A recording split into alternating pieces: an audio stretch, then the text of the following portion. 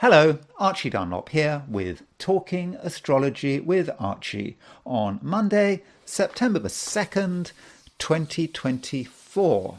So we're at the beginning of a new month, and the new month kicks off with a new moon. So there is a new moon on the 2nd of September or the 3rd of September, kind of depends where you are. If you're in the Americas, the new moon is sort of late on September the 2nd. If you're elsewhere, it's on September the 3rd.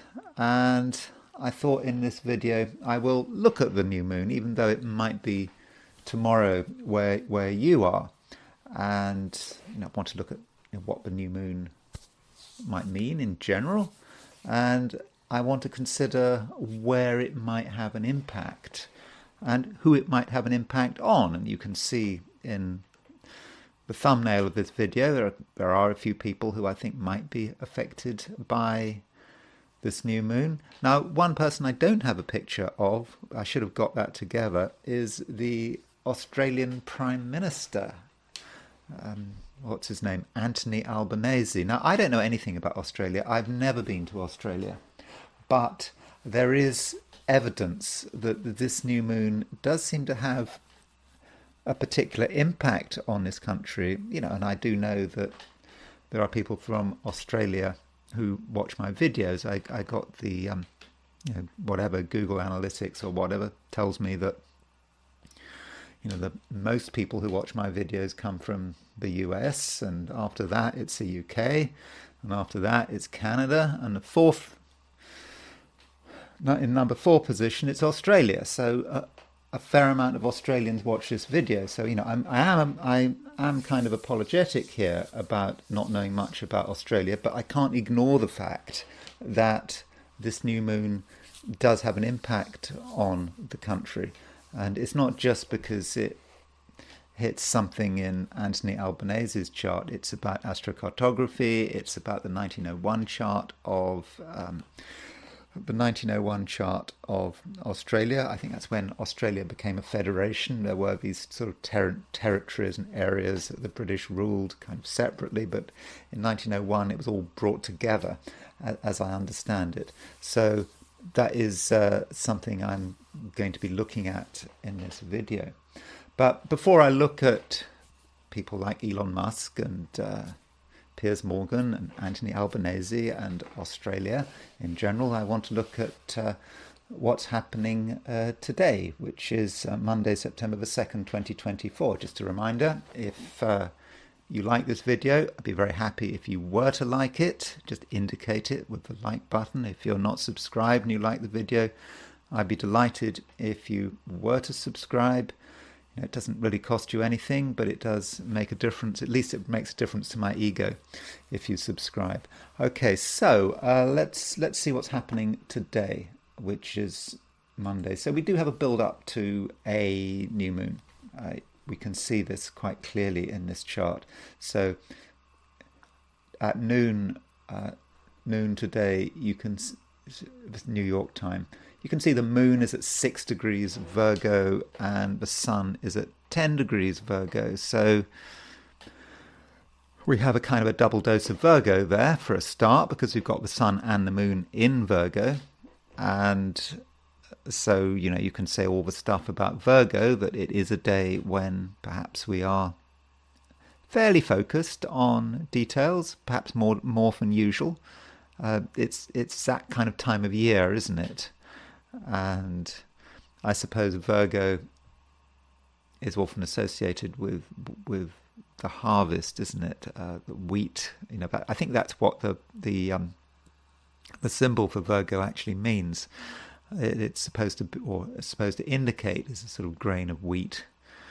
And so certainly in the northern hemisphere, it is a time of harvest, so that kind of makes sense with the sun moving into Virgo, or the sun in Virgo, and we're having this new moon in Virgo. It's perhaps last chance to get things together before winter in the northern hemisphere, but it is a time when we have to sort out the details and the material details, and there are a few things that we don't notice. And just before the moon moves into Virgo, sort of early in the day, the moon makes a sextile to Mars. So particularly if you live in East Asia, Australia, New Zealand, you feel the moon sextile Mars perhaps. And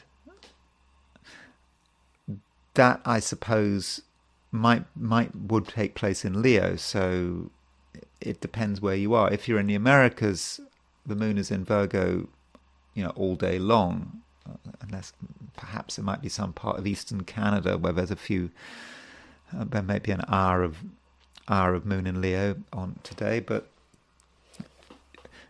so generally speaking, that moon sextile Mars is really early in the day. It's moon in Leo sextile Mars in Gemini, but most of us might not feel that.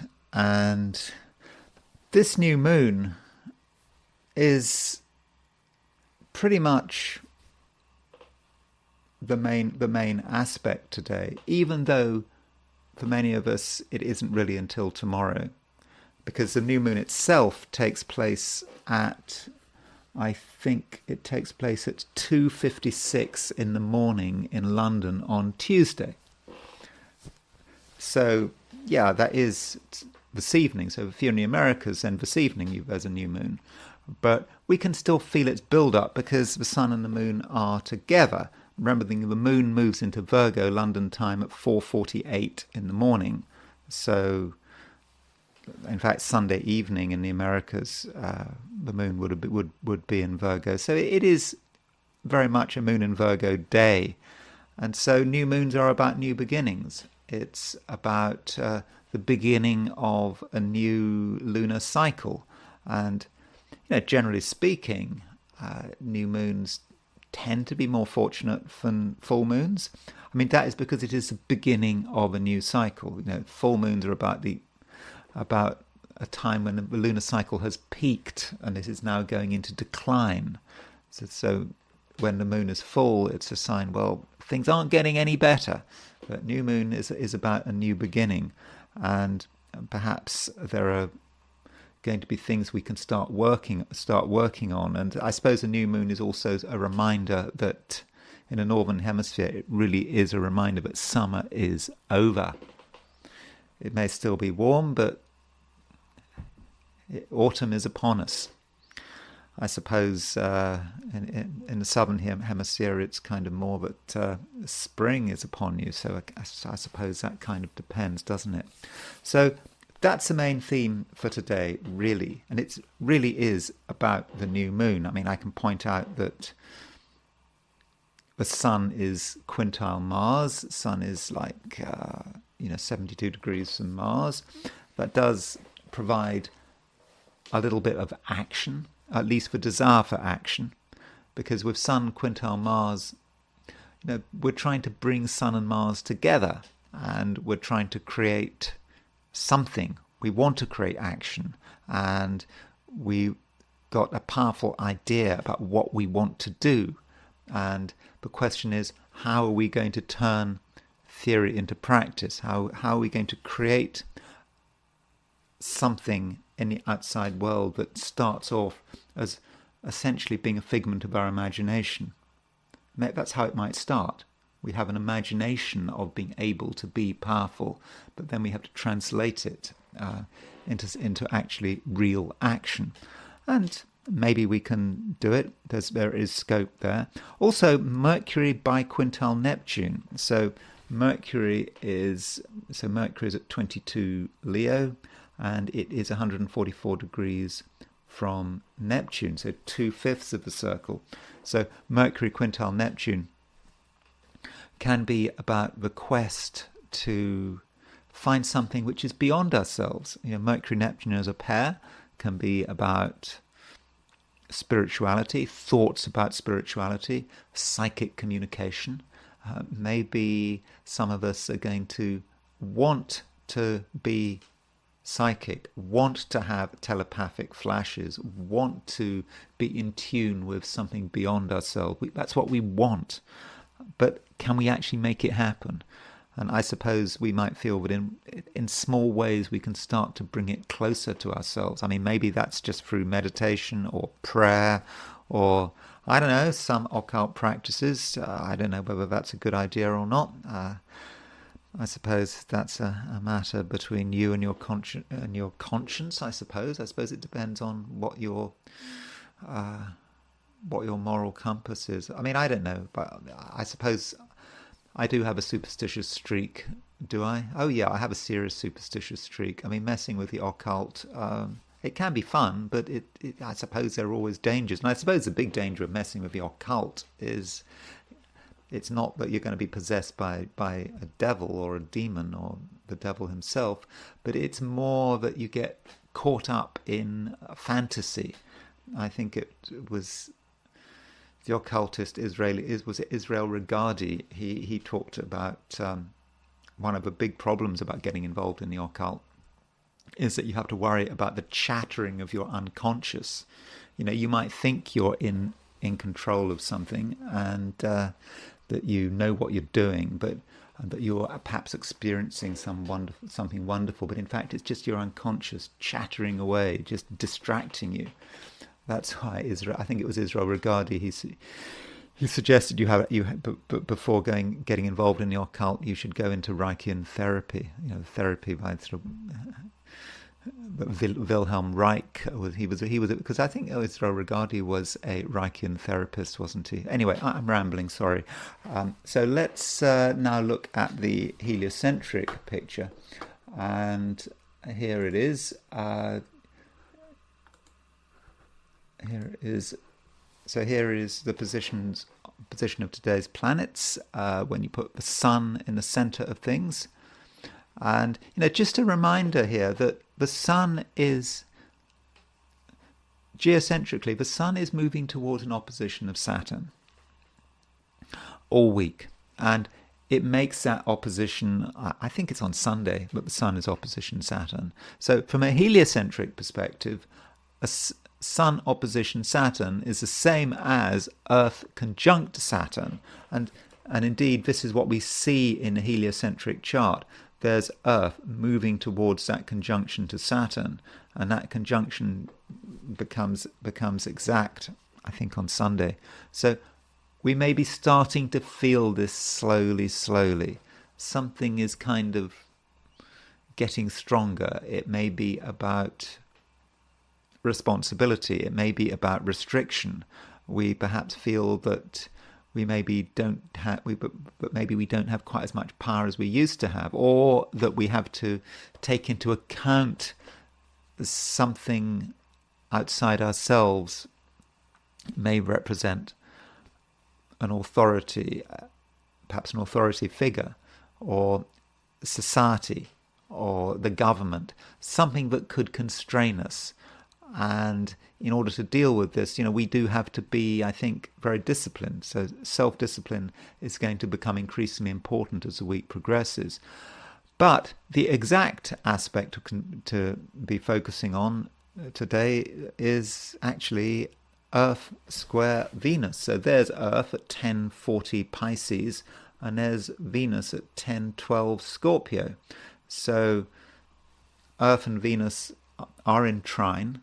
And so with an Earth-Venus trine, I would have thought that is quite fortunate. It does help in terms of relationships, and in terms of what's happening around us. People are looking for ways to get in touch with each other, and so social initiatives over the course of the day may be quite successful.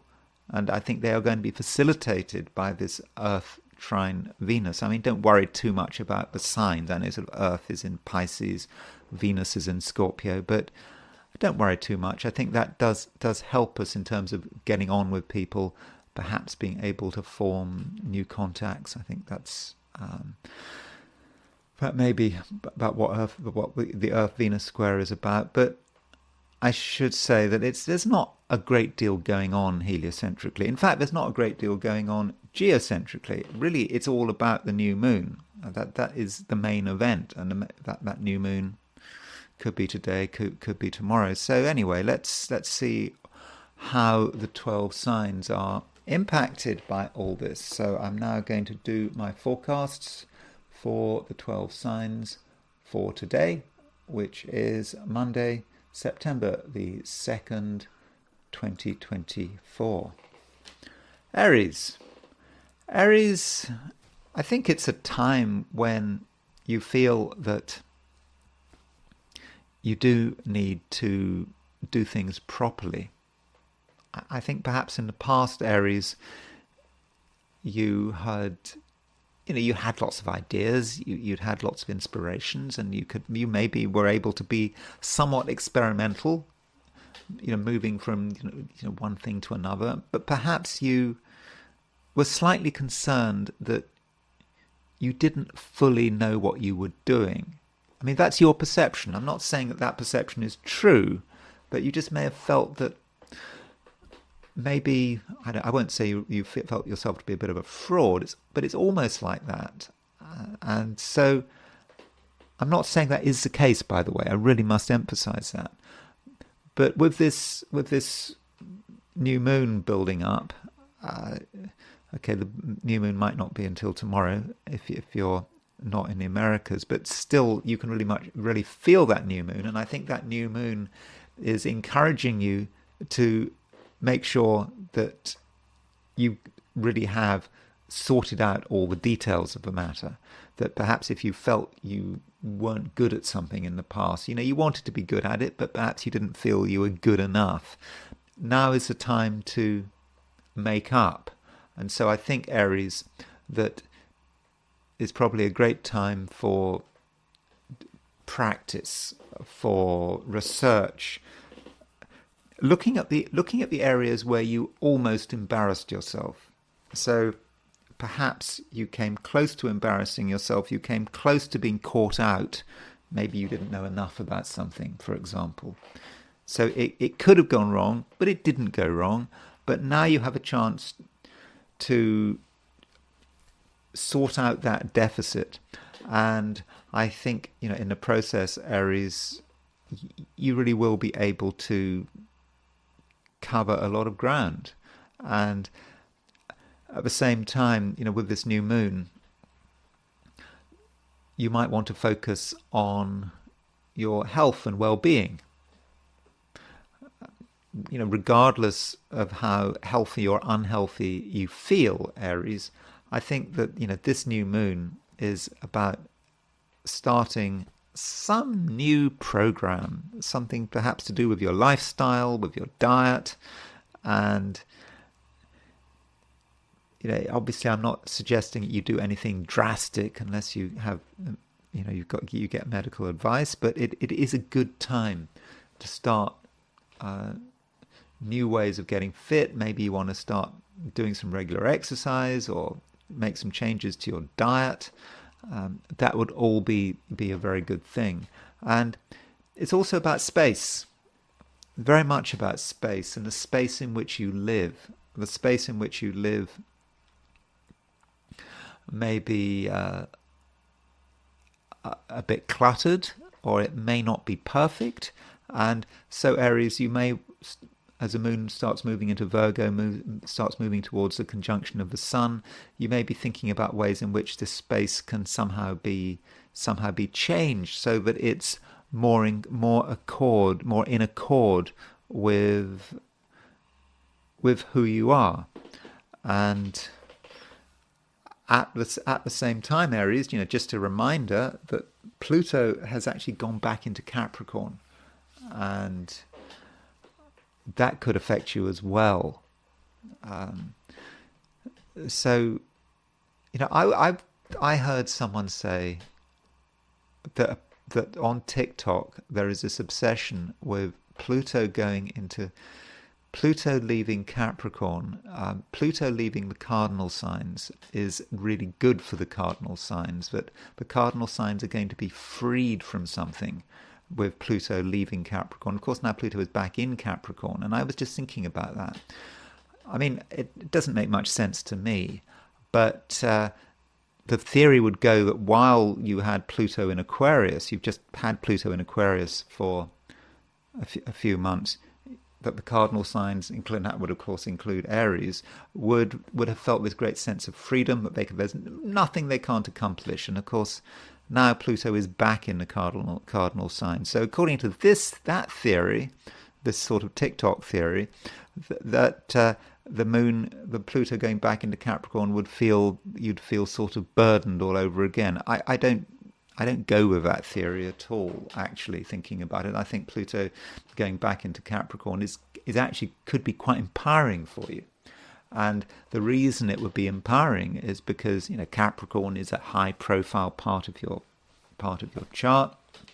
And so with Pluto going into Capricorn, you would you have another chance. You have another chance to think about where you're going, what you want to achieve. And maybe you felt over the last few years, even the last decade and more, but somehow you haven't really accomplished something. There was something you wanted to accomplish. There was something you wanted to sort out, and you just didn't get it off the ground. And now with Pluto moving back into Capricorn, and remember Pluto remains in Capricorn until November the 19th, you have a last chance to sort something out which in the past perhaps you hadn't got together. Taurus, it's in many respects a nice time for Taurians because the moon is moving into Virgo. And of course, Virgo is a sign that has a special sympathy with Taurus. Virgo is an earth sign, and you just get a feel for the earth. The earth is important to Taurians, being able to touch the earth. Many Taurians are into plants and nature, and if that's you, then I think at the moment you can really relate to your natural environment, and you can consider how your natural environment can nurture and support you. And I think that is very much something that you can do. And it's not just a passive process. It's a process in which you can actually be very creative, but you have a particular view of creativity at the moment. I think you're of a view that creativity on its own is of limited value, because creativity actually has to be grounded in something. It has to be real. You have to be able to touch it. And I think that is very much what this new moon is actually about. And so be down to earth, be as down to earth as you like, but not being down to earth in a boring way. It's actually in a way that actually makes your interests and abilities real, and they can be presented in such a way that the world is very clear that you're doing something useful, and you know yourself that you're doing something useful. And at the same time, it can be a fun day. This new moon is about enjoyment and enjoying the good things in life, but without being excessive about it. You may enjoy plants, you may enjoy being with people, you may enjoy being with nature. It's all about looking for things that give you pleasure. Real pleasure, not transitory pleasure, something that really just makes you happy and content. And this new moon, it's not just about today, it's about setting yourself up for the next few weeks. And this is a time of year where Taurians really do need to do something that they feel comfortable with, that brings them close to the earth around them. And don't underestimate your own power, because I do think at the moment that you do actually have quite a lot of power at your disposal. There are a lot of things that you can do, and if you don't like things, if you don't like the way things are, Taurus, then actually you are in a position to change them, and you can actually change them very dramatically. So it's not a time, Taurus, to be suffering in silence. So if something is making you uncomfortable, if something is annoying you, don't put up with it, because in an instant you can change everything. Just like that, almost. It can happen, but you've got to start the ball rolling. You've got to take the initiative, and if you don't take the initiative, well, nothing happens, and then that could spoil your day. But you don't want to have your day spoiled. It's all about being genuine. It's about being yourself, and not being afraid to assert yourself. Geminis are feeling a little bit otherworldly at the moment. I know that's not a normal Gemini thing. I'm a Gemini. I spend a lot of time on astrology, but I always ask questions, and I always have my doubts, and I always try to work out, is this a coincidence? Is this not a coincidence? It's very difficult for me to just relax and get into some cosmic vibe. It's really hard work. I remember a long time ago, I was in India, and where was I? I was in Bodh Gaya. So Bodh Gaya, I think Bodh Gaya is this place in India where Buddha achieved enlightenment. And I befriended this Buddhist monk, and I spent this time with this Buddhist monk, and it was interesting, being with this person. I wouldn't have, it was all very spiritual, and he was into roller skating. This Buddhist monk, that was his hobby, and he had someone, he liked to have this. He had some servant who would get on a bicycle, and then he would hang on to the servant's the back of his shirt or something, so he could gather speed on the roads around Bodh Gaya. And anyway, so just as I was leaving Bodh Gaya, I was just talking to him by this pond, just as the bus was coming, and you could see the fireflies and the sun was setting, and he was just talking, I don't know, pleasantries, the old spiritual pleasantries. But somehow in that moment, I had this total sense of just calm, which I've actually never had before, never before or since. It just was a fleeting moment of total calm, listening to this monk talking about these spiritual pleasantries. And I suppose that was something I've never been able to get back. And I know I'm talking too much, but I am talking too much. These videos go on for a couple of hours sometimes, and this goes back to the fact that there is a biquintile between Mercury and Neptune. So Mercury and Neptune is kind of the quest for that moment. How do you rediscover that moment of calm, total spiritual awareness and understanding?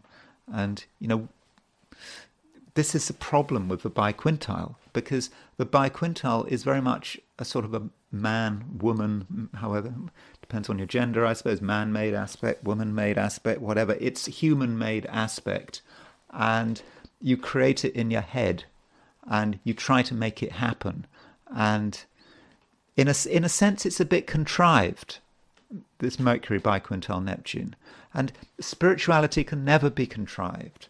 The moments of spiritual awareness, or spiritual oneness are unplanned. And if you plan them, they can't possibly happen. So I don't know what to suggest, but I'd kind of suggest that you can find some kind of oneness with the universe, with the cosmos, and perhaps be able to tune into your own sort of supernatural and psychic abilities. It can happen, but you mustn't think about it. So in order for this forecast, it's not even a forecast, I'm just giving you a possibility. And in order for this possibility to happen, you need to forget what I've just told you. Because if you're trying to create magic, if you are deliberately trying to create magic, how can you possibly create it? Because magic cannot be forced. That is the problem with magic, isn't it? But it's still there. So Mercury biquintile Neptune, okay, maybe I'm being too over the top about it. Maybe Mercury's biquintile Neptune is more mundane than that. It's perhaps about Mercury biquintile Neptune trying to create an effect, that you are otherworldly. It may just be fake. I mean, I don't like to say that. It needn't be. It can be real. But, overall Gemini, and just remember, I am a Gemini myself, and at least my son's in Gemini. So overall Gemini, I think that you need to just try to see things from a different perspective and try somehow, to move beyond the bounds of your everyday reality.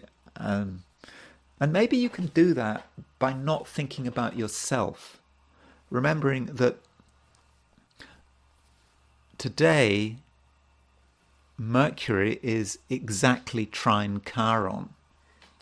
And so Mercury trine Chiron may be about being of service to another person, helping them, doing something to make the world a better place without thinking about yourself. Maybe that's how you tune into it. Or you just do something you feel that you are absolutely obliged to do. But at the same time, I suppose Mercury trine Chiron can work in a different way. Mercury trine Chiron can be really want to say something to get attention, because Chiron is a maverick, and there are things you can say, even things that you are planning on saying, which could disrupt things. You could be a disruptor. And you're not being a disruptor for the sake of it. You're being a disruptor because it's necessary. Something is not right. And so if you can disrupt things, then I think that everyone can benefit in the end. But as far as today is concerned, I'm not saying that you have to attract attention to yourself. You don't. It all has to be done on your terms. That's very important. You don't have to go anywhere. Let other people come to you if you want them around. Because in spite of everything I've said, you are actually quite a private person at the moment. We've got the build-up of this new moon in Virgo, and this Virgo is about grounding yourself, rooting yourself, giving yourself some sense of who you are, and also a sense of who you are not. Cancer. New moon coming up. Okay, the new moon might not be until tomorrow. It could be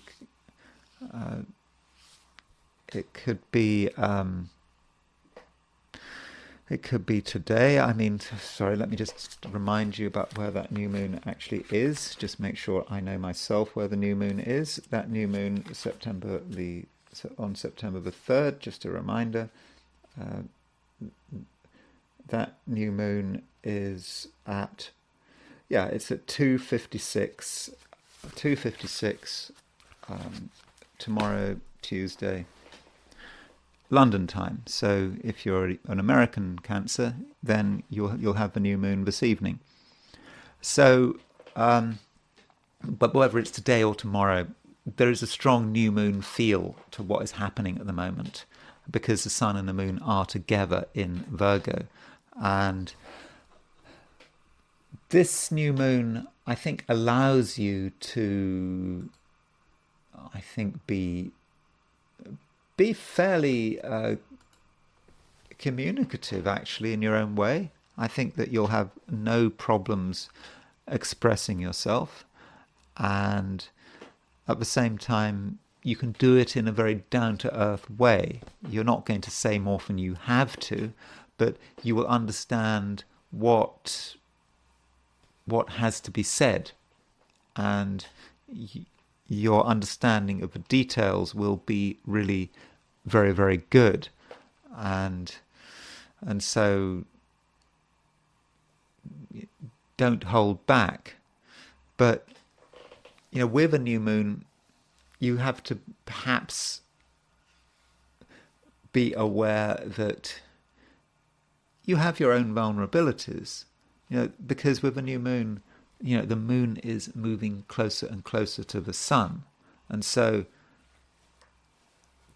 the sun could burn you out in certain situations. It could exhaust you. So don't feel that you have to be here, there, and everywhere. You don't have to be here, there, and everywhere. And in fact, try to keep things really simple as possible, and just make sure you just deal with things that you can manage, which you can manage, and also deal with people who you can manage. Some people can actually be exhausting, completely exhausting, and so don't get overwhelmed by other people's issues and problems, especially people's financial problems. Actually, I don't think that you'd be advised to spend too much time worrying about money, particularly other people's money, because it's going nowhere. And watch out for demands, financial demands, and maybe some financial demands on you, which I think in most cases can be politely ignored. So it looks to me, Cancer, as if it really should be sort of quite a useful day, but it's got to be very much with an awareness that you haven't got all the energy in the world. If you cannot be all things to all people, and I understand that there are going to be pressures. Pluto, of course, now is in Capricorn. Pluto is there, and Capricorn is your opposite sign.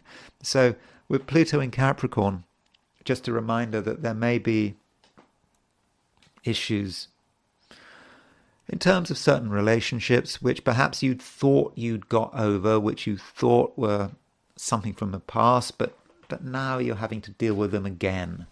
And so that could be a bit of a pain. And I think it might be a good idea, Cancer, if you actually are very aware of other people. Look at other people, particularly people you've had a lot to do with recently over the last few months. Look at their behavior.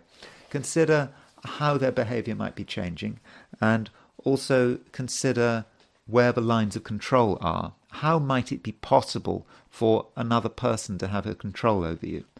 Because if you're aware of that possibility of control, you'll be in a better position to manage it. And I'm not just talking about today, I'm talking about really for the next couple of months, really, until Pluto finally leaves Capricorn, and that, of course, is on, I think, November the 19th. But it's not something you need to obsess about. So overall, Cancer, it should be a simple day. You've got some important things to say. You know what to say, but you don't have to say too much. I think people will listen to you, and I think that perhaps you should make an effort to sort of avoid stress. In some ways, yes, today is a new beginning because today, tomorrow we've got the new moon, but it's a new beginning where you do have to take it slowly. New beginnings take place in the darkness. They don't take place in the bright lights, and so that might suggest that there may be an advantage in keeping some things to yourself. Leo, you feel perhaps that you do have quite a lot to say, and that's nice. It's always good to have a lot to say, but you do have to consider what you are saying and whether what you're saying is appropriate, because you might misunderstand things. You might find yourself perhaps putting your energy into the wrong areas, into things that really shouldn't be your concern, but for some reason you kind of think they're your concern.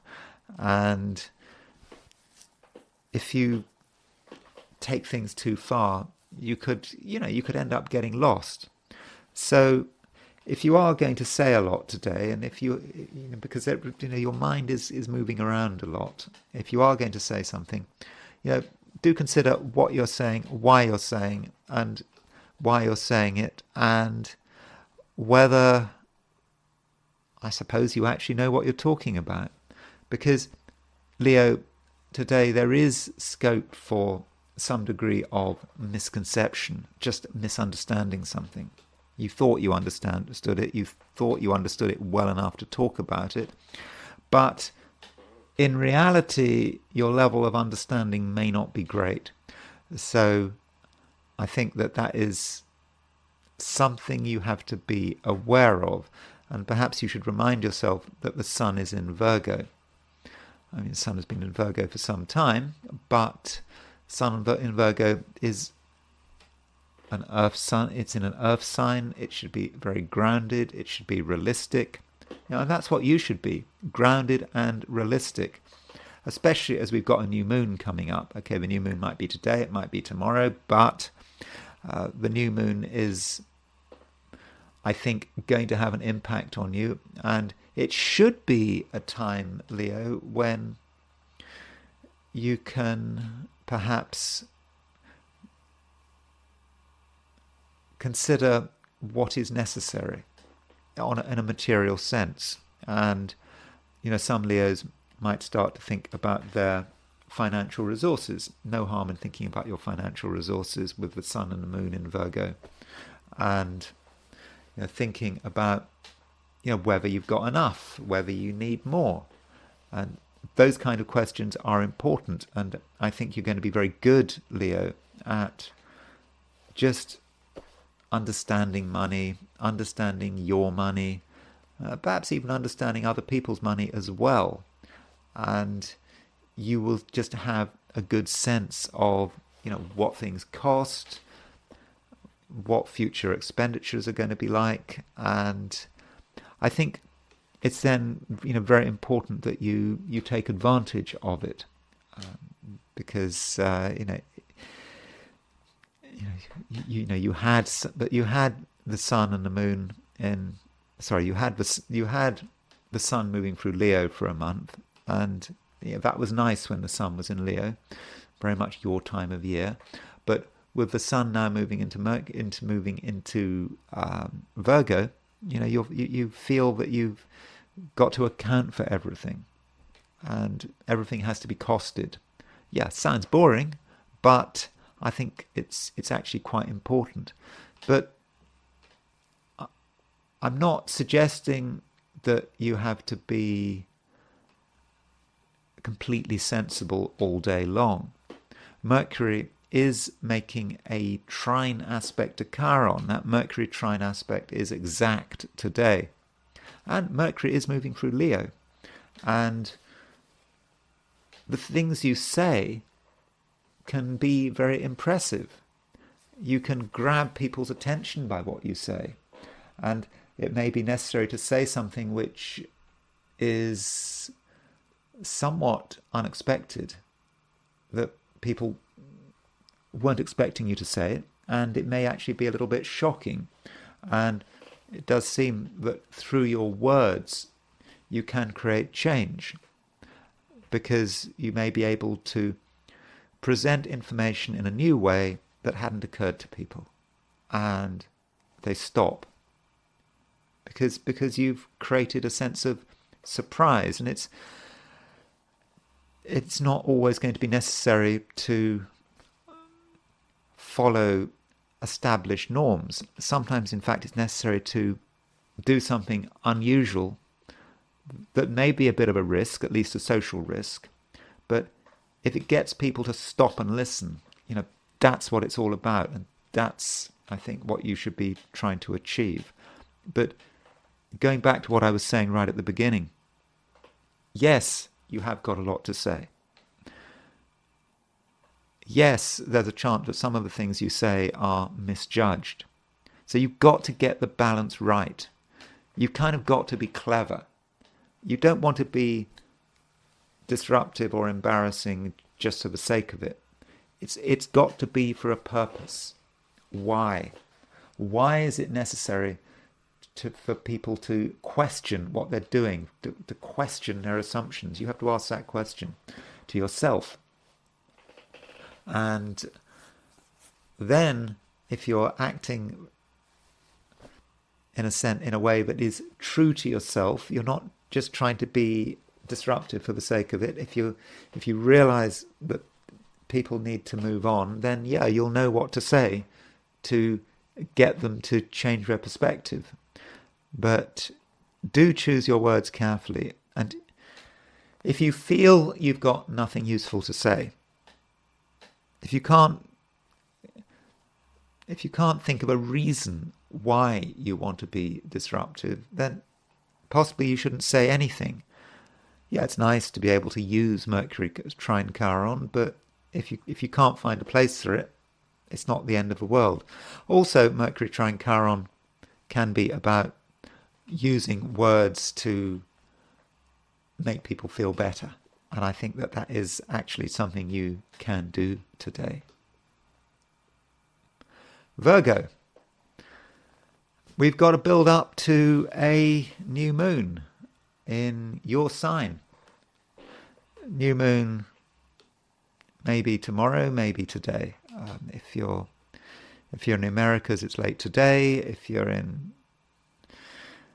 Europe, it's going to be sort of very early in the morning, super early in the morning, almost in the middle of the night. And if you're in Australia or New Zealand,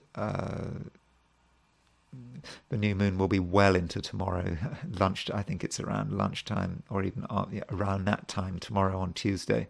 So we don't know quite when a new moon is, but we'd certainly, because we don't really know what your time zone, I don't know what your time zone is, I just have to come up with lots of different time zones. But it doesn't change the fact that the moon and the sun are coming together. There is a conjunction between the moon and the sun, and it's in Virgo, it's in your sign. And I think, today and tomorrow, it's a very important time for Virgos. It can be a new beginning. I mean, that's what new moons are about. You perhaps feel that an old cycle is coming to an end. It has reached its end, and now it's time for something new. And so if you've been planning to bring something, if you've been planning on bringing something new into being, then now might be your chance. And I think that you will do a good job. I think that feels really to be the case. So perhaps you should now be saying goodbye to the old. Things that were hanging around over the summer if you're in the northern hemisphere. I suppose that would be the winter if you're in the southern hemisphere. Things that had just been hanging around, not doing anything useful, and now it's time to get rid of them in preparation for the new. And so Virgo, I would strongly urge you to to take advantage of this opportunity, but don't be too serious. I think there is a danger that you could be too serious. You might feel that you have to put a huge amount of energy into effort into getting something, and it may not be something you really want to do, but you feel you have to do it, and you feel that if you don't put a huge amount of effort into something, then nothing will ever be achieved. And there might then be a danger that in terms of creating the new and what this new moon is all about, that you perhaps push things too hard. And yeah, you might take yourself too seriously. And then you might sort of find that you've just overdone it. So there is a certain danger of overkill here. So try to be more relaxed, and also perhaps try to understand a biquintal aspect between Mercury and Neptune. So I talked about this biquintal aspect between Mercury and Neptune when I was talking to Geminis. And of course, you as a Virgo, Mercury is your ruler. So this Mercury biquintal Neptune is likely to have an impact on you. So the best way of using the Mercury biquintal Neptune is perhaps to tune into your spirituality, and that particular Virgoan spirituality. So, we do have this new moon in Virgo, and on the face of it, Virgo is quite a material sign. It is about details. It's about what things look like on the surface, and perhaps being overly concerned about surface appearances. But there is a religious aspect of Virgo. There's a very spiritual aspect of Virgo. Percy Seymour, the astronomer Percy Seymour, he wrote a book about the birth chart of Jesus, and he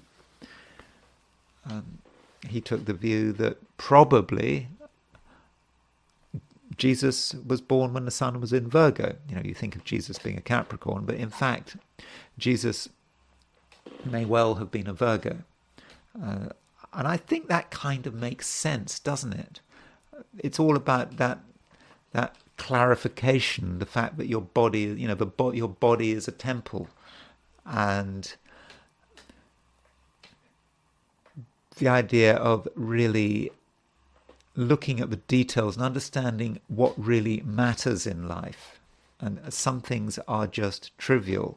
And Sun in Virgo at the highest level is able to discriminate between what is sacred and what is profane, is able to discriminate between the higher and the lower. Just because discrimination is an important keyword for Virgo. Again, I'm not talking about discrimination as discriminating between people, rather discriminating between, as I said, the sacred and the profane. What is useful, what is not useful, what is eternal, and what is just going to die very quickly. So what is immortal? What are the things about you which are immortal, which can transcend? And that keys into this Mercury biquintal Neptune. So Neptune is about transcending.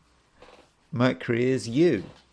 And biquintal is about that conscious effort, the conscious effort to try to transcend. Now, as I was saying to Gemini, it's very difficult to make a conscious effort in terms of spiritual activities, because spiritual effects tend to happen when you're not trying, when you don't have any expectations. So, yeah, you can't have too many expectations, because that will just kill the magic, won't it? But at the same time, think about how you want to transcend, how you want to be something else, how you want to move beyond the borders of your material environment into something else, and to perhaps be also part of nature, because, Virgo is an earth sign, and Virgo does have a sympathy with nature, and perhaps through a relationship to nature and the seasons, you can actually become part of the whole. And I suppose once you become part of the whole, then I suppose you get a sense not just of transcendence, but also perhaps of immortality. Libra. Libra, you may feel that it might be best if you had a fairly low profile. You've got stuff moving through Virgo. In fact, you've got to build up to a new moon in Virgo. And this new moon in Virgo is not really in a particularly extroverted sector of your chart. And it may be a time where you feel that you do need a little bit of distance. And also, perhaps you may be of the opinion that there are certain things which should not be revealed, that perhaps they're private. There's this sense that people don't have to know, and the important things should be kept to yourself. Now, I think your view and your intuition is probably very correct. It's true that Librans understand that the social world matters, but at the same time you also understand how disruptive the social world can be, and in fact that you do need a certain set of boundaries, and you do need your space. And I think all of this at the moment is very important to you. And at the same time, Libra, I think that you have a certain sense of your own power, and you feel that in certain places you have a lot of power, and in other places you have no power whatsoever. And you're very aware of that at the moment. And that should perhaps be guiding your decisions. You want to go places where you are in control, where you are respected, where people understand who you are and they understand your limits. But if you go places that in the past have been problematic, where people haven't treated you very well, then nothing's going to change. So you've got to be strong with yourself, and you've got to be strong with other people. And I should also point out that Pluto has now definitely moved back into Capricorn, and it stays in Capricorn until November the 19th. And so while Pluto is in Capricorn, I think that Librans might want to reconsider some aspects of their own security. Now, Pluto has been in Capricorn on and off for quite a long time. I mean, Pluto stays in Capricorn for periods of over a decade, and so you've been quite used to Pluto being in Capricorn, and then it moved into Aquarius, and of course it was up in Aquarius only up until a few days ago. Now it's moved back into Capricorn temporarily, but during this period where Pluto is in Capricorn, you have another chance to consider issues of security and stability and grounding, and where you feel safe, nurtured and secure. And that might be how it feels. You question it again. So you ask yourself, do I really feel comfortable in this place? Is this a place where I'm being threatened? Is this a place where I can prosper and thrive? And so these are questions that you may have to ask yourself over the next couple of months. And you might reach some important conclusions. You might actually realize that what you thought was complete bliss, or was at least comfortable, may not actually be the right thing for you. So do consider the possibility of over the next couple of months you might have some changes of heart about, for example, where to live, whether you're living in the right place, whether the places you hang out to, the places you frequent are good for you. And that's something that you need to be honest with yourself. And it's not about trying to please people. Your first priority, Libra, is to you yourself, and making sure that you are nurtured and respected. And as far as today and tomorrow is concerned, you might have reflections on this, and there are things you want to do in your own way, and you as I've already suggested, you're going to be most powerful when you are not being disrupted by people who don't fully understand you.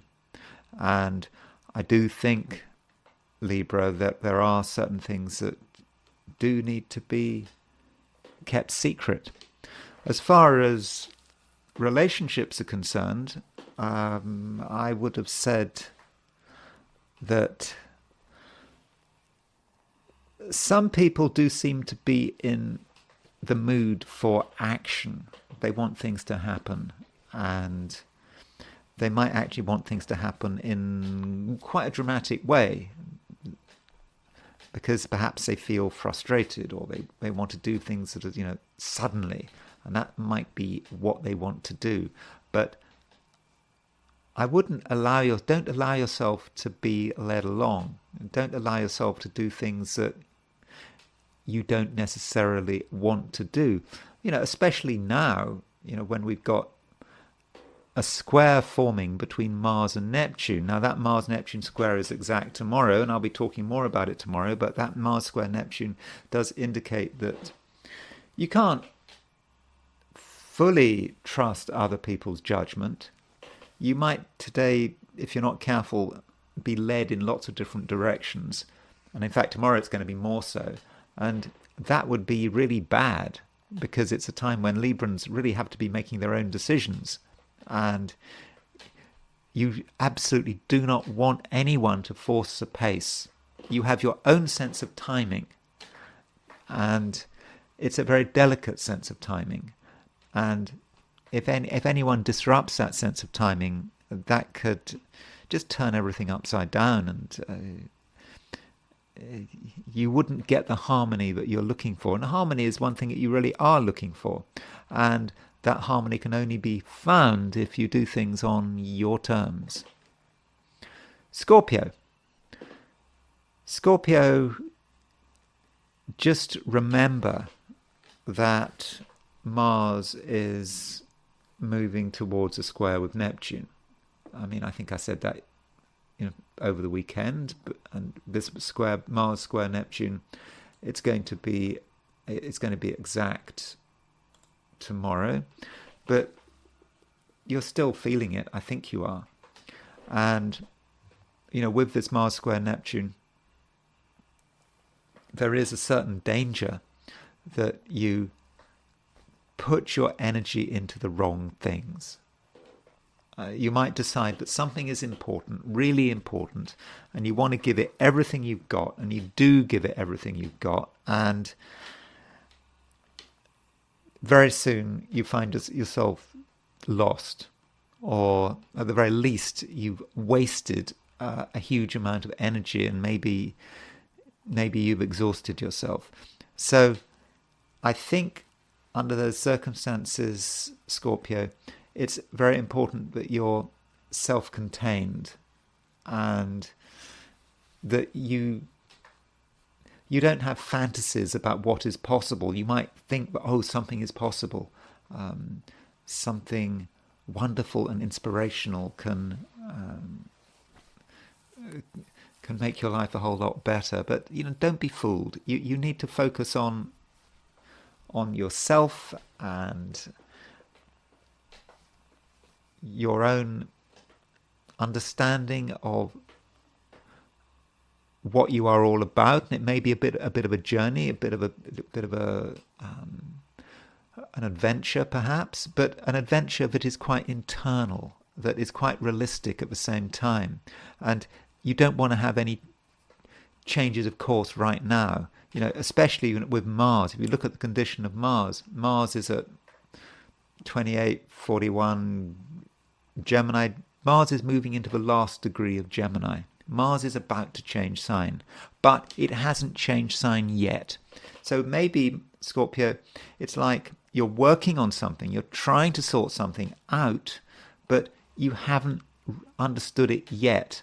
And it would be a shame then if you are distracted at the last moment. I mean, that would be a big shame, because then a lot of your work could be spoilt. Now, there is at the same time a new moon. This new moon maybe happen today, it may happen tomorrow, depends on your time zone. But this new moon, I think, is relatively fortunate. It allows you to interact. I think that your social skills are going to be very good, and perhaps you need to consider who you spend your time with and who your friends are. New moon might be about new friends, new associates, new groups of people. So I don't know, if you've got an interest in your perhaps, and there's some community basis for it, maybe you might want to start to meet with like-minded people, whatever your interest is, whether it's gardening or bridge or chess or whatever it is, reading the Bible, whatever it is you feel you need some help and support with, or learning a language, or I don't know, not really so much learning a language. No, it's just more about being with people who have the same interests, who are on the same wavelength. And I think that that's perhaps one way in which the new moon can work. But, that may not be you. I understand a lot of Scorpios don't really like that kind of thing. Being members of clubs and societies is not really a Scorpio thing. I mean, in most cases. So you've got to kind of play with that, and take into account who you are and what you can handle. But don't be afraid of other people and of socializing, and because I think it could actually turn out to be very useful, and this new moon may mark a new beginning. And at the same time, Scorpio, you do have a lot of power right now. You can feel the power, and there's something that you feel is getting stronger.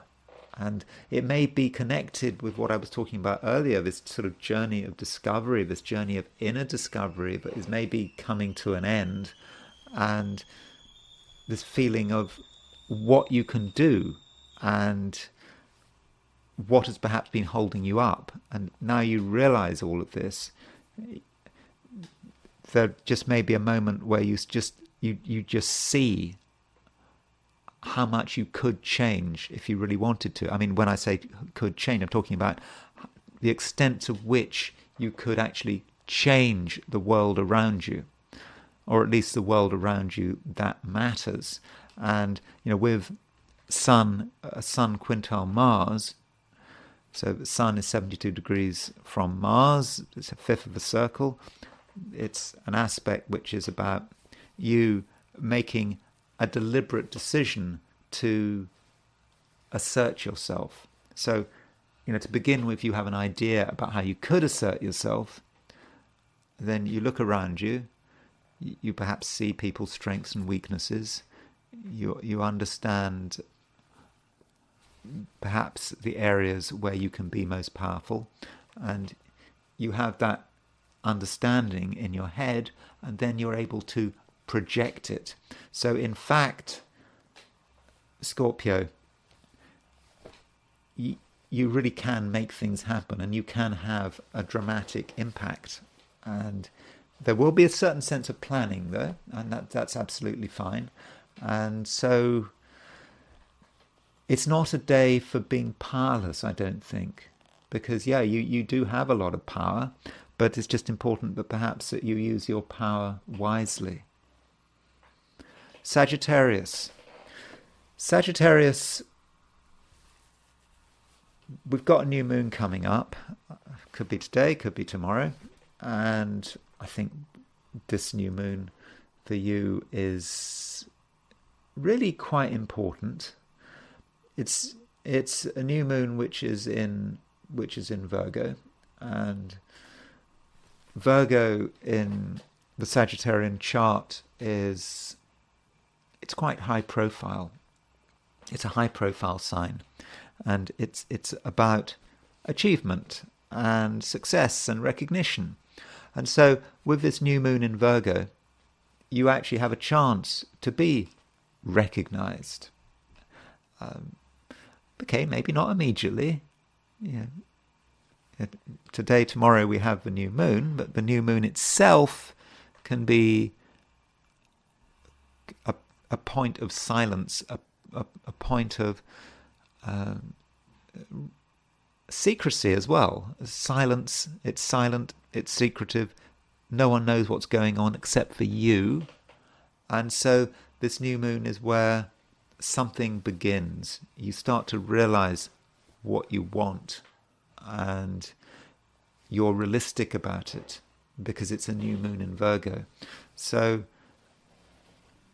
what's perhaps happening is at Sagittarius is that some of your ambitions are starting to crystallize, and you can start to see what actually is possible. And you'll be very realistic and grounded about it. And so perhaps it's a time, Sagittarius, to consider what you want to achieve maybe by the full moon. So the full moon, when is the full moon? So the full moon is, there's a full moon on September the 18th. So that's in 2 weeks' time. I think it's some form of eclipse. And so what are you going to do over the next couple of weeks? So that might be the first thing that you actually need to do. And so that might mean at the time of this new moon, Sagittarius, you perhaps need to articulate your desires and articulate your ambitions. Then they can't be vague. They have to be, written down. You have to also consider what is possible and what is plain fantasy. So you have to get that distinction, because Virgo as a sign is all about making distinctions. And so you can fine-tune your goals and actually find a way of really putting them into practice, and also understanding what is holding you back, who is holding you back. Maybe certain people are holding you back. They perhaps are not being helpful. A couple of people are not being helpful. I think that is true. They might think they're being helpful, but they don't have anything useful to contribute. Now, just because someone has got nothing useful to contribute, it doesn't mean that you should have nothing to do with them. It just means that you need to perhaps humor them. Yeah, sure, listen to what they say, but you don't have to take them seriously.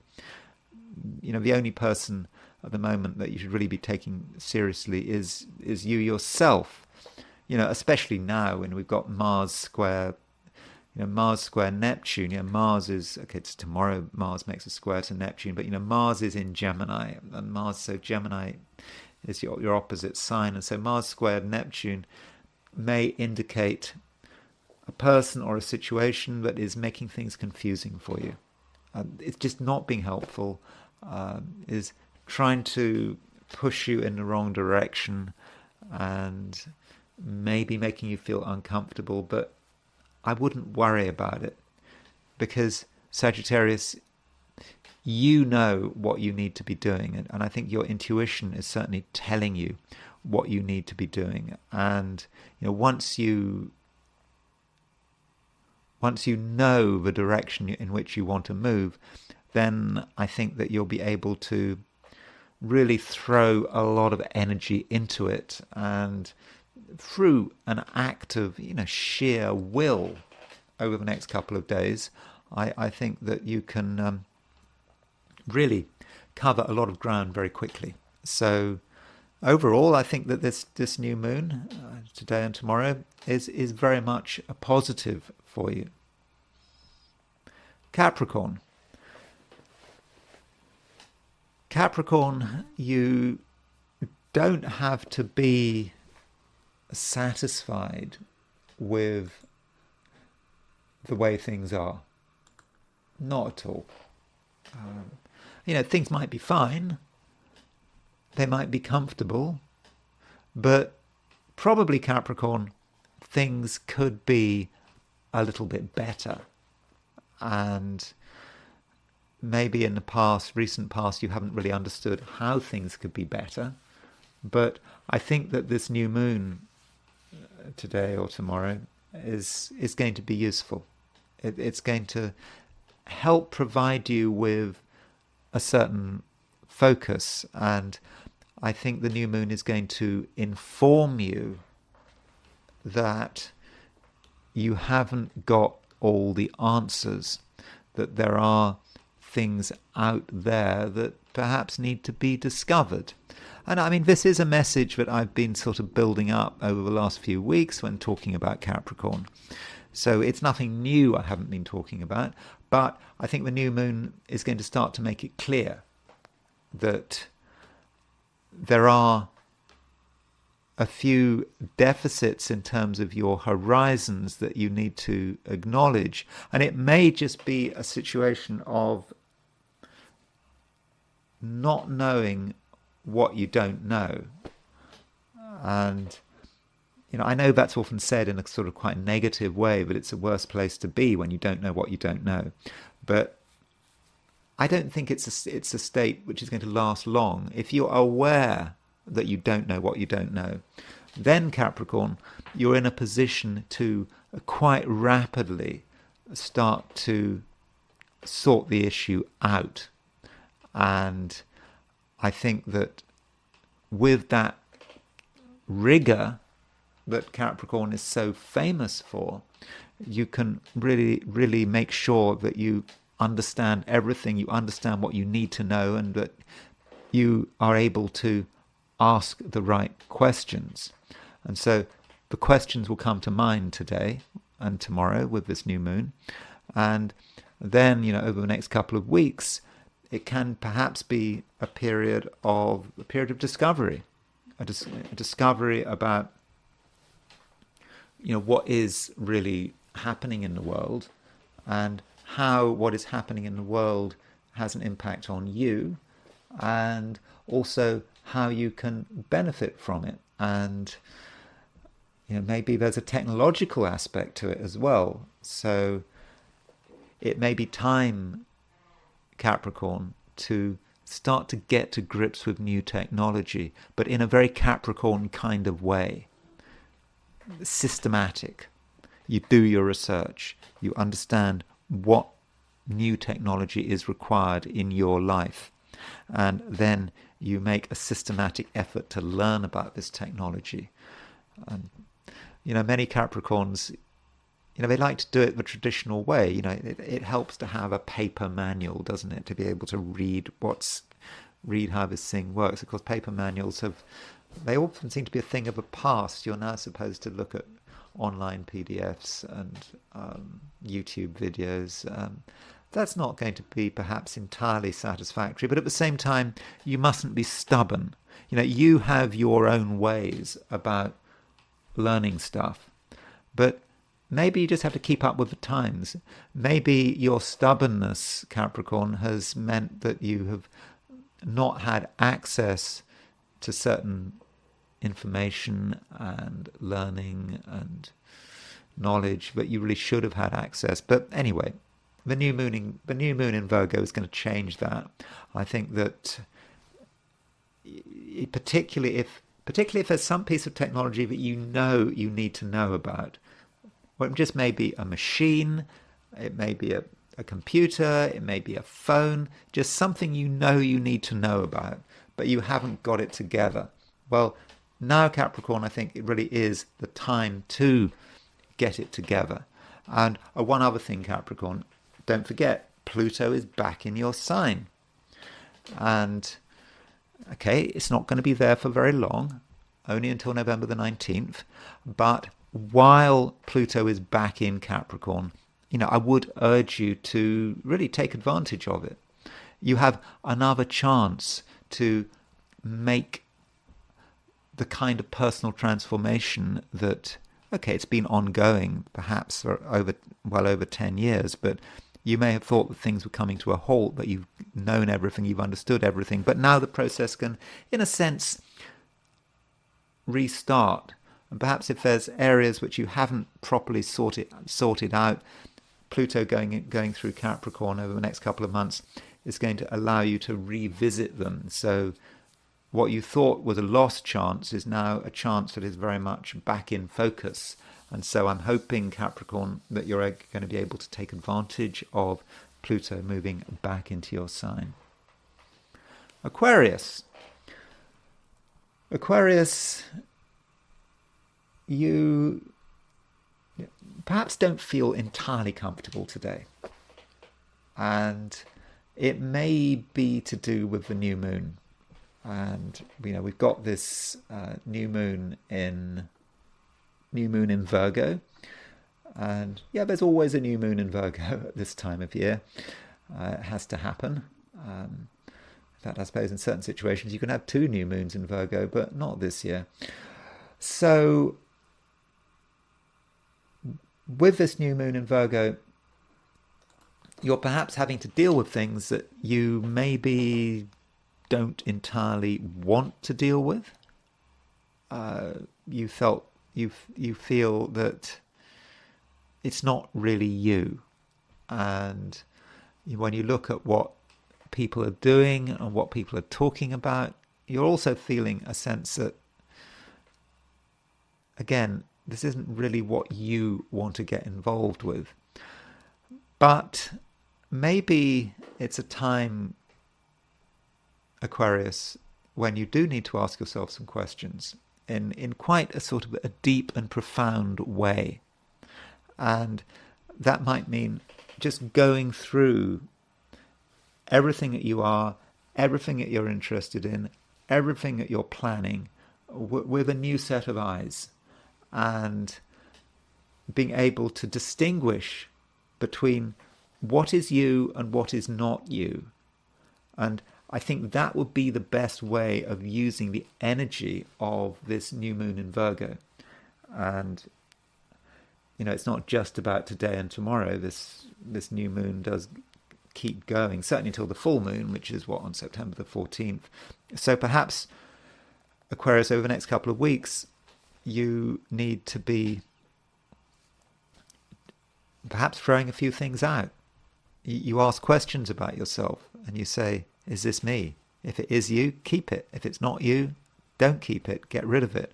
And so this new moon may be about refining yourself and making you more aware of who you are and what you've got to offer. The new moon in Virgo can also, in certain cases, have a financial dimension, because, Virgo, from an Aquarian perspective, can be about other people's money, complicated money, the kind of money you don't really want to get involved with. It's all legal. It may be connected with documents, trusts, wills, if appropriate. And that new moon may be encouraging you to get deeper when it comes to money. Perhaps you've just regarded money as just being beneath you. You've got better things to worry about, more elevated things to think about. But with this new moon, you're being pushed into asking quite far-reaching questions, perhaps about your financial future and how your financial future relates to other people. Now, even if these kind of questions don't immediately spring to mind, just consider the possibility. Just have a look at the areas of your finances that you don't normally like to look at, things that you've put on hold, or you maybe taken a view, but someone else can sort them out. Perhaps you've trusted someone else to deal with a financial matter, and maybe you're absolutely right to trust them, but still no harm in just checking. No harm in taking things for granted. And so actually this new moon in Virgo may encourage you, Aquarius, to be less trusting, to be more questioning, and perhaps in a way to be more self-reliant. And that should be something that pleases the average Aquarian, because Aquarians, I think, very often do like to be self-reliant. And so, yeah, my main message is don't be afraid of this new moon, that even though it's in Virgo, a sign that has on the surface very little to do with Aquarius. But there is a connection between Virgo and Aquarius. I mean, okay, one's an earth sign, one's an air sign, one's mutable, the other is fixed.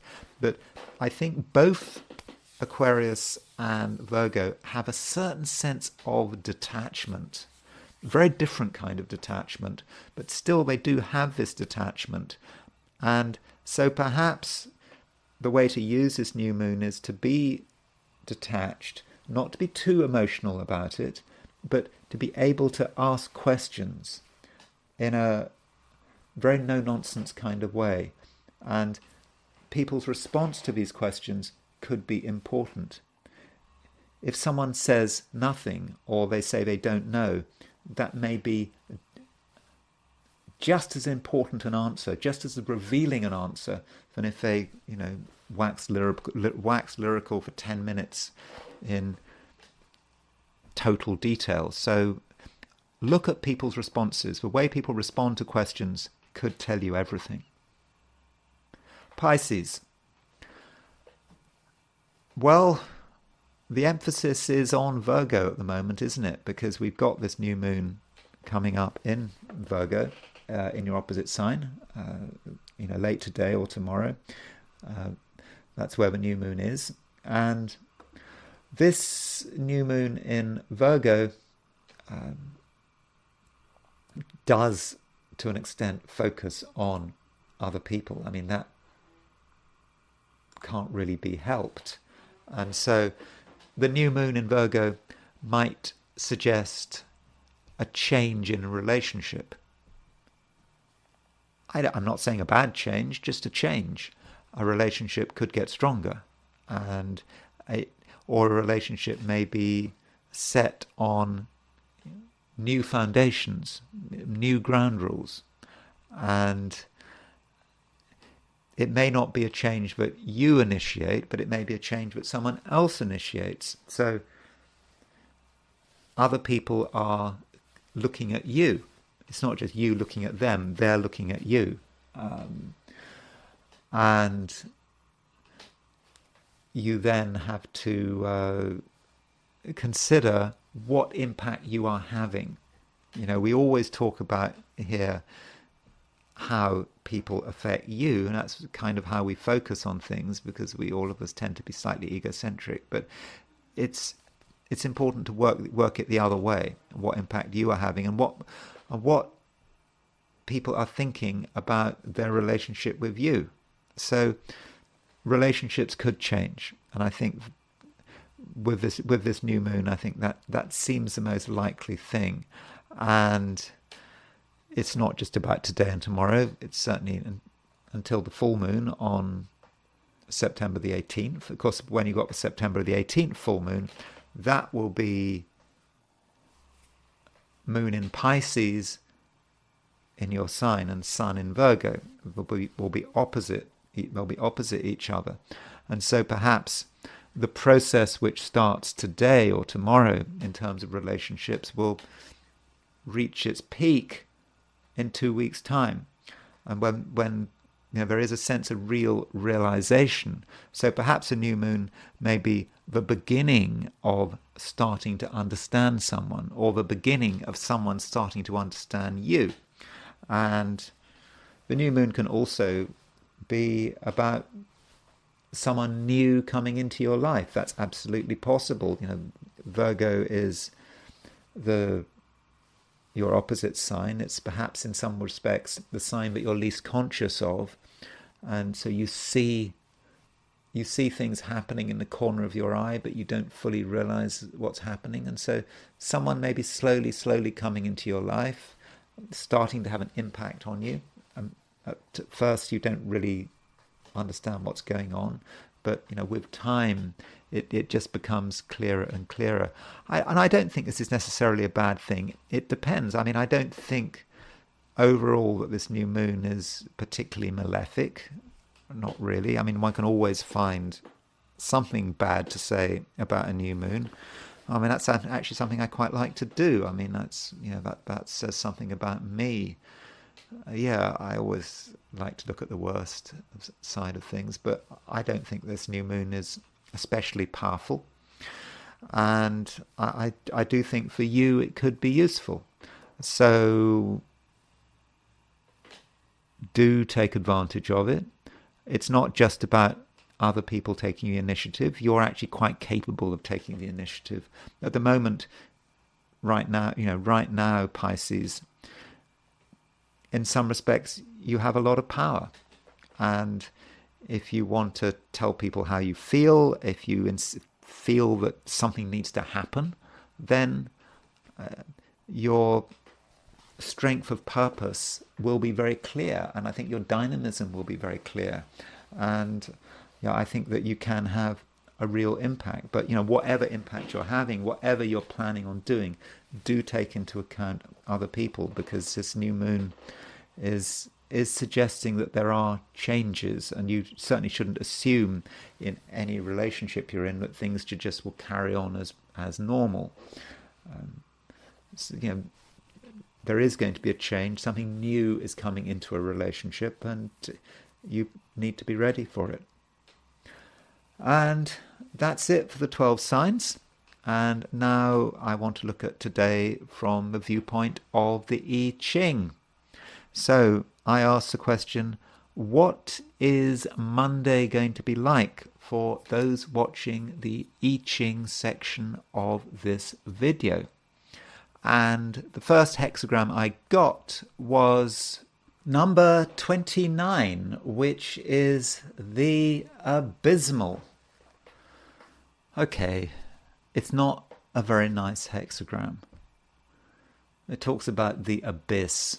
You can see that you've got two trigrams. You see you've got broken line, unbroken, broken. You've got it repeated. And each of those trigrams sort of relates to the water, but water not in the sense of a calm lake, but the abyss, something one falls into, the depths. And it represents a situation that is dangerous. It's a danger that probably we are used to at some level, because we've got abyss over abyss, that suggests that it's around all the time. So we're dealing with a situation we've been there before. We know the rules, and in general, the best way to deal with a dangerous situation is to let nature take its course, not to try to force it. Allow gravity to just allow water to flow through the line of least resistance, and that way we should be able to get round the danger. Now, we do have some moving lines here, and the top line moves, and the top line is, I'm afraid, not great. It indicates that we might find ourselves getting stuck. And the reason we may be getting stuck is because we've made mistakes. We've gone into something that we haven't really understood. We don't know the rules, and perhaps things we've done wrong in the past will sort of come to visit us or revisit us.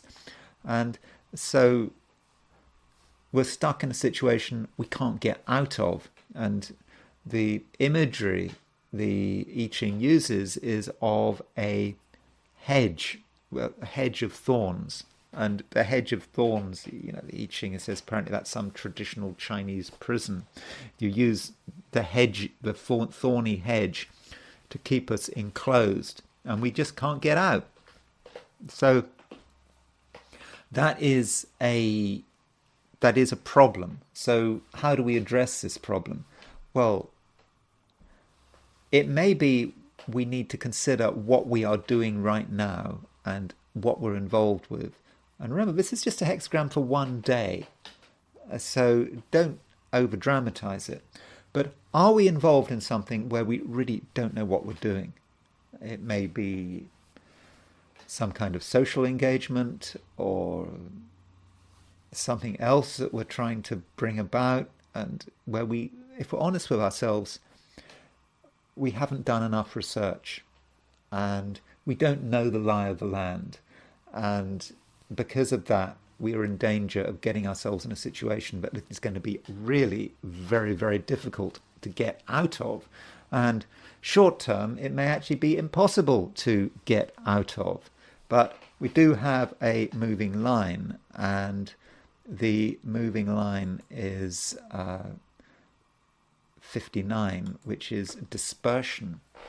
And I think that this is quite a favourable hexagram under the circumstances. So if we are stuck and we can't move, what is going to get us out of the situation? Well, if you take 59 and dispersion, you're dealing with perhaps just a flood. It's chaos. That's what dispersion could be. It's just, it rains and it rains and it rains. And it seems to be an even worse situation to begin with, because everything gets turned upside down in the floods and the storms and whatever. But of course, what gets turned upside down is also the prison in which we are. So if we're in a prison cell or we're stuck in a hedge and there's a storm, everything gets broken up and we find ourselves, one moment we're stuck in a hedge, the next moment we're on a hilltop, because that's where we've been moved. And that might seem in the first instance like, out of a frying pan into the fire, are we going to survive the storm? But the reality is we've been moved to a different place, and actually we've found our freedom. So maybe if you're feeling stuck and you can't move, perhaps you've got to wait for events to change, and something that on the surface threatens to make things worse is actually the opportunity to find freedom, because we'll just be moved by a situation out of our hands from one place to another, and that will be freedom, and it will certainly be a big improvement. So I don't know how all of that relates to your life, whether it does relate to your life, so perhaps try to consider how that might be relevant. But if you are involved in something or about to be involved in something where you think that you might possibly not be sure of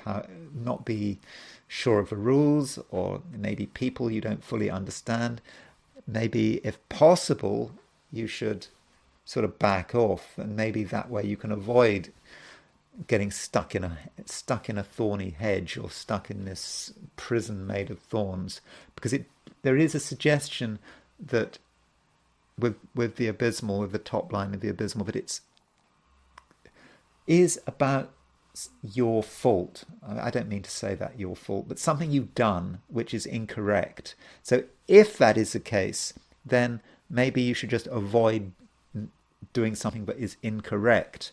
And I suspect that that mistake is going to just be about getting into something that you don't fully understand. And as I was saying to Capricorn, I was saying, there's this issue of not knowing what you don't know. And maybe that relates to this hexagram as well. If you don't know what you don't know, then you should stay out of it, because you just can't foresee what's going to happen. And I'm now going to turn to the astrology, and I'm going to look at the new moon. So we've got a new moon coming up. So let's start by looking at the nature of this new moon. So here's the new moon. So this new moon takes place on September the 3rd, 2024 at 2:56 a.m. So it takes place on the 85th anniversary of Britain and France declaring war on Germany. I don't know whether that's relevant. Perhaps it is relevant. I don't know. But it's in Virgo, 11.5 Virgo.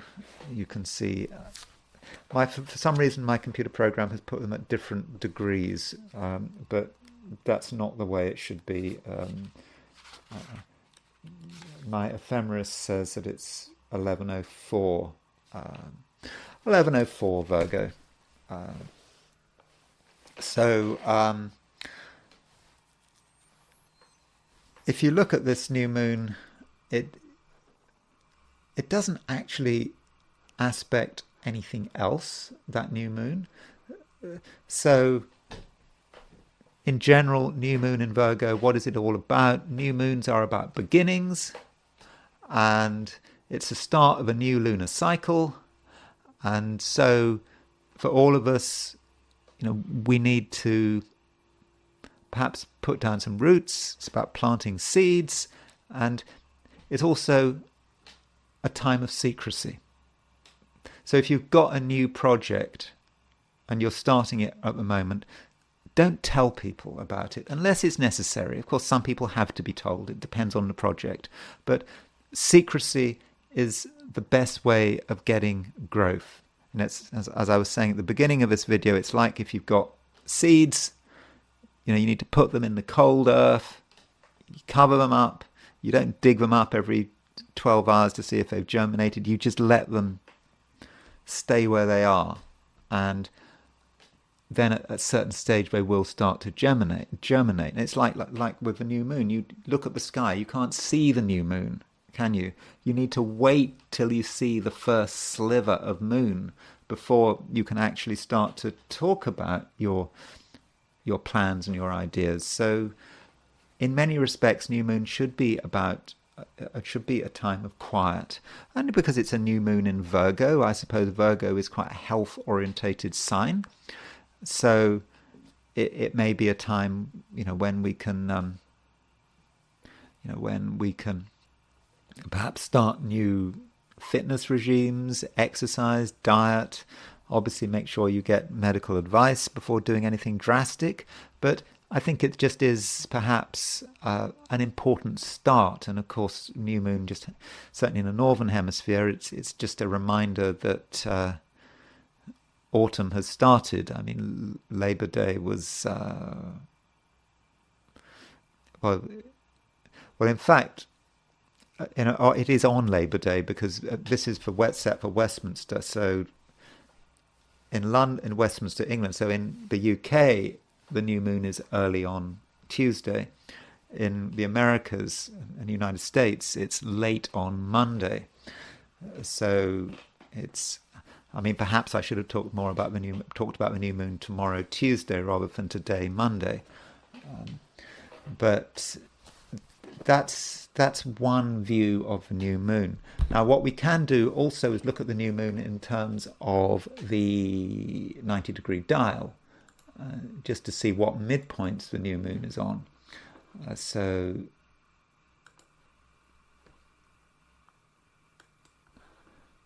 here is the 90-degree dial, and so we put the new moon here. So there's the new moon, and look at Mercury. There's a Mars-Neptune conjunction, which is, the Mars and Neptune are in square, but because it's a 90-degree dial, it shows Mars-Neptune square as a Mars-Neptune conjunction. So the new moon brings together the Mars-Neptune conjunction with Mercury. And remember that Mercury is biquintile Neptune as well, so that's interesting. So the new moon, for many of us, may actually have quite a spiritual connotation at its best. This new moon may be about being able to tune into our spirituality, to be able to sort of tune into sort of higher consciousness. Perhaps it's a time for, becoming more religious if appropriate, or spiritual, or getting closer to God, or tuning into our psychic and intuitive abilities. I think, it is a very intuitive new moon. It's a very psychic new moon.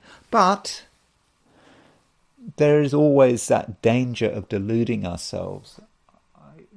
I was referring in one case to Israel Regardie, he was involved with the Hermetic Order of the Golden Dawn, and he wrote this book, and he was a psychoanalyst as well as being an occultist, and he made the point that if you are getting involved in the occult, there is so much scope for the chattering of your unconscious. The unconscious can delude us. We can think we're talking to spirits, but it's just our unconscious just gabbling away, or what's the word? Just talking gibberish, deluding ourselves. And that is a problem of, I suppose, following the occult or anything psychic. It's just us. It's just our unconscious having fantasies.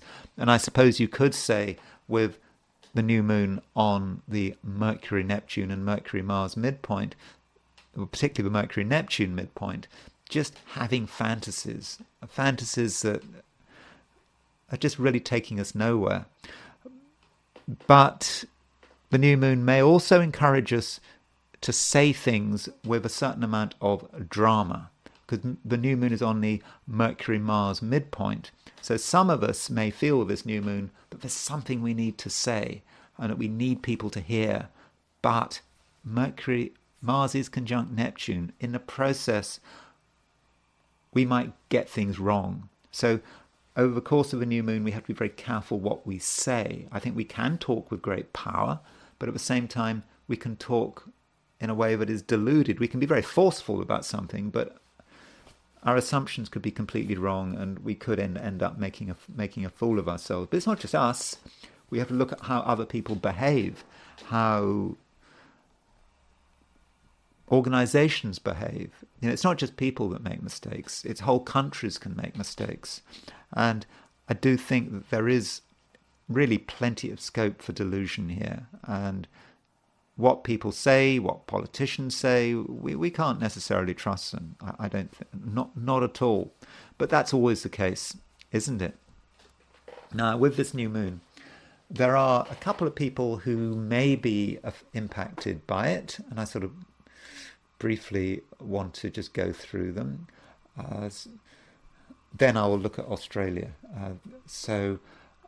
For example, Nigel Farage, if you are following UK politics, one of the most charismatic politicians in the UK, or almost certainly the most charismatic politician in the UK, unless you count George Galloway as a politician. I mean, he's not in Parliament anymore, but Nigel Farage and George Galloway, in terms of charisma and being able to communicate, seem to be streaks ahead of anyone else. But Nigel Farage has his ascendant at 11 degrees 27 Virgo. And surprisingly, we do have a time of birth for Nigel Farage. So Nigel Farage has the new moon on his ascendant. And he's getting an increasingly high profile, I think, and he's helped by the fact that the Starmer government, even though it's just taken power, is sort of collapsing. So Nigel Farage, he is impacted by this. I think that new moon is probably going to help Nigel Farage because it perhaps allows him to relaunch himself, and I believe he's relaunching the Reform Party. I think I don't know the details, but I think the Reform Party at the moment, which is his Reform UK, is currently a private company, and so that does give the suggestion of a fiefdom, and they're changing its nature so it can be more of a standard political party.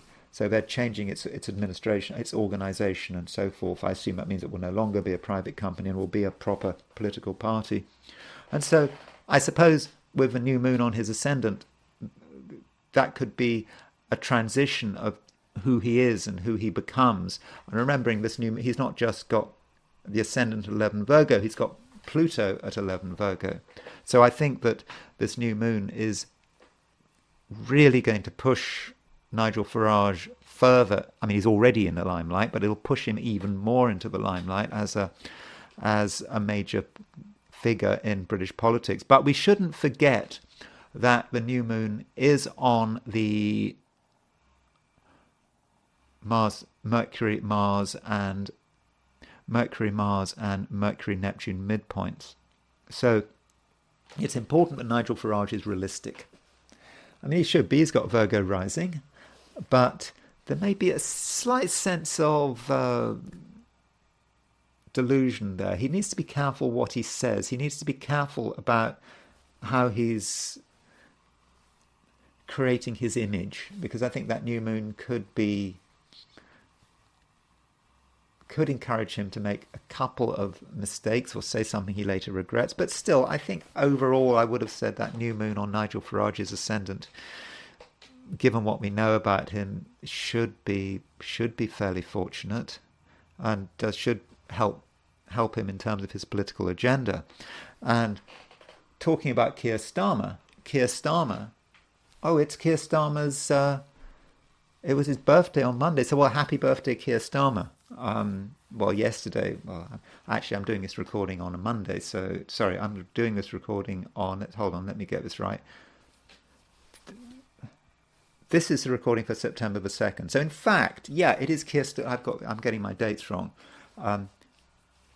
It is Keir Starmer's birthday today. Monday is Keir Starmer. So happy birthday, Keir Starmer. And he's got a new moon on his birthday or the day after his birthday. So I think it's an important year for Keir Starmer. And there's Keir Starmer. He's got a Sun-Pluto conjunction in his chart. So this new moon is on his Sun-Pluto conjunction. And this new moon is also, notice how Keir Starmer has a semi-square between Venus and Sun and Venus and Pluto. So new moon, we don't know his time of birth, but I think this new moon on his Sun Pluto, the issues of control for Keir Starmer are going to be even stronger than usual. We already know about this, that he's, people are really suggesting that he's turning out to be quite dictatorial. At least in some quarters in the UK, he's clearly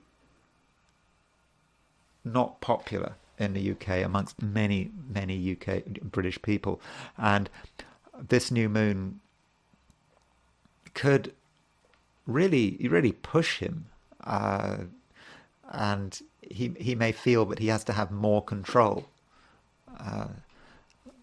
So his Sun Pluto could get out of control, and the fact that the new moon is semi-square his Venus. So with Keir Starmer, it's going to be more of the same. Now, while I'm at it, I should probably look at as it's his birthday, I should probably look at Keir Starmer's solar return. I'm not quite sure whether it's any use looking at his solar return, because I don't have a time of birth, but anyway, for what it's worth. So that's his solar return. So his solar return actually was just before the new moon. And so he has, we don't know where his moon is. That's a problem there. But if I had to highlight anything, he has got Mars square Neptune in his solar return, and potentially Mars there's Black Moon Lilith, Mars square Neptune. So with Mars square Neptune in his solar return, he does have to be a bit careful here, getting the wrong idea about things and putting his energy into the wrong things, just not understanding what is appropriate.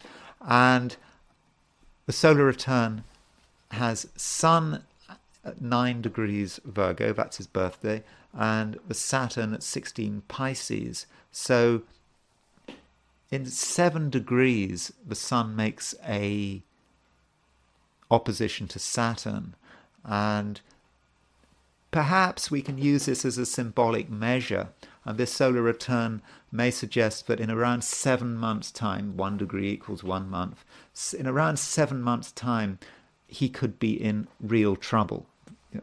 I know he's not in, he doesn't, I don't think he perceives himself as being in real trouble at the moment, but I think, next year when Saturn and Neptune are starting to move into Aries, I think that's not going to be so good. But so 7 months' time, so that would be around April. So April of next year, when we may see the full impact of his solar return. So another British person who is hit by this new moon is Piers Morgan, the journalist. I don't know what he's doing at the moment, but look at Piers Morgan's chart. Piers Morgan has a Mars-Saturn opposition at 11. He's Mars at 10 Virgo, Saturn 11 Saturn 11 Pisces. He's got Mars-Uranus conjunction. He's got Saturn opposition. That is one massive configuration. We don't know where his moon is because I don't have his time of birth, but that is a massive opposition in Piers Morgan's chart. And the new moon is right on his Mars-Uranus conjunction.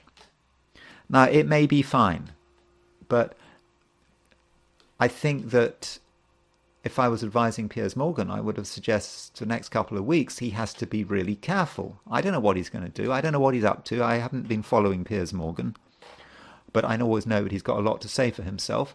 But I think he has to be careful. He has to be careful what he says. He has to be careful what he does. He has to be careful about who he offends. And in terms of his own, personal safety, and he can have an accident. I suppose that's possible. So a bit of caution is required with that new moon. I'm not saying anything terrible is going to happen to him, but I don't know what he's got planned over the next couple of weeks. Piers Morgan may be in the news more than usual over the next week or two. I think that is possible. And then there is Elon Musk. Elon Musk, June 28, 1971. Elon Musk is always in the news. He has got his moon at 8 Virgo. A nice moon in a way because it's in mutual reception to the sun.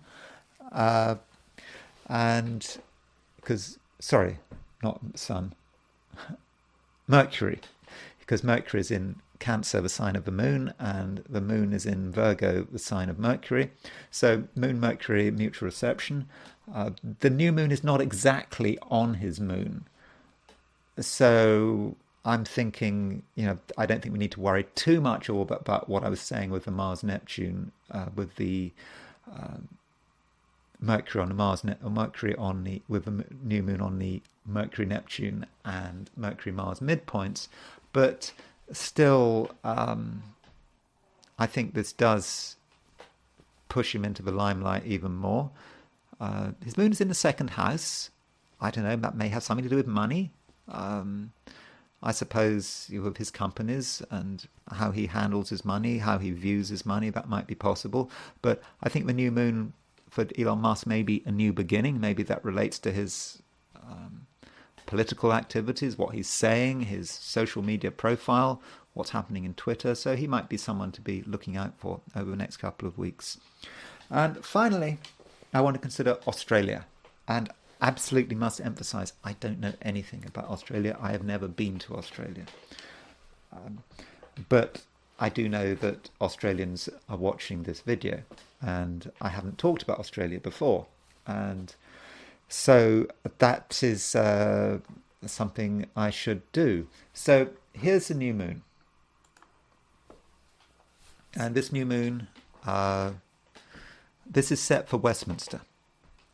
And what would happen if I were to set this new moon up for Australia? I mean, so for example, let's look at the astrocartography of this new moon, but in terms of Australia. So let's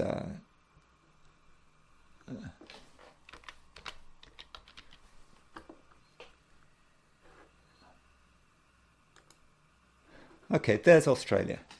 I hope you can see that all. Let's make sure it's not being part of Australia is being obscured. So let me see if I can move this so that you can.